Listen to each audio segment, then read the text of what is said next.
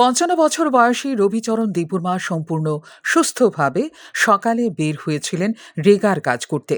মোহনপুর মহকুমাধীন লেফুঙ্গা ব্লকের অন্তর্গত অভিচরণ ভিলেজ কমিটির দীনবন্ধু পাড়ায় রেগার কাজ করার সময় তিনি হঠাৎ মাটিতে লুটিয়ে পড়েন এবং কিছুক্ষণের মধ্যেই তাঁর মৃত্যু হয়। প্রাথমিকভাবে ধারণা করা হচ্ছে প্রচণ্ড রোদের উত্তাপ এবং গরমে হিট স্ট্রোকে আক্রান্ত হয়ে তাঁর মৃত্যু হয়েছে। ভিলেজ এলাকায় সরকারি রেগার কাজ করতে গিয়ে শ্রমিকের মৃত্যুর খবর দ্রুত পৌঁছে যায় ভিলেজ কমিটি অফিস সহ ব্লক পর্যন্ত। খবর পেয়ে মৃত শ্রমিকের বাড়িতে যান লেফুঙ্গা ব্লকের বিডিও, জিআরএস সহ স্থানীয় প্রতিনিধিরা। ঘটনায় মৃতের আত্মীয় পরিজনের মধ্যে শোক বিরাজ করছে এবং তারা ক্ষতিপূরণের দাবি তুলেছেন। যে কিভাবে মারা গেছে? ওই রেগা কাজ করতে করতে ওইখানে তো ওই এরকম করে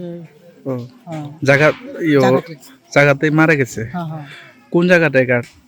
ওই রাস্তায় যে ড্রেন করছি। কয়টা নাগাদ রেগা কাজটা চলছিল? কয়টা নাগাদ, কয়টার সময় রেগা কাজটা চলছিল? 9:30 নাগাদ রেগা কাজ করতে গেছে না? আপনি কি লাগে? আপনি কি লাগে তাই না? আমার ময়দা কি আপনি বাড়ি জানা? অন্যদিকে ব্লক প্রশাসনের আধিকারিক মৃত ব্যক্তির পরিবারকে যথাসম্ভব সরকারি সহযোগিতার আশ্বাস দিয়েছেন। ঘটনাকে কেন্দ্র করে এলাকাতে শোক এবং চাঞ্চল্য বিরাজ করছে। ফিউরো রিপোর্ট, নিউজ নাও।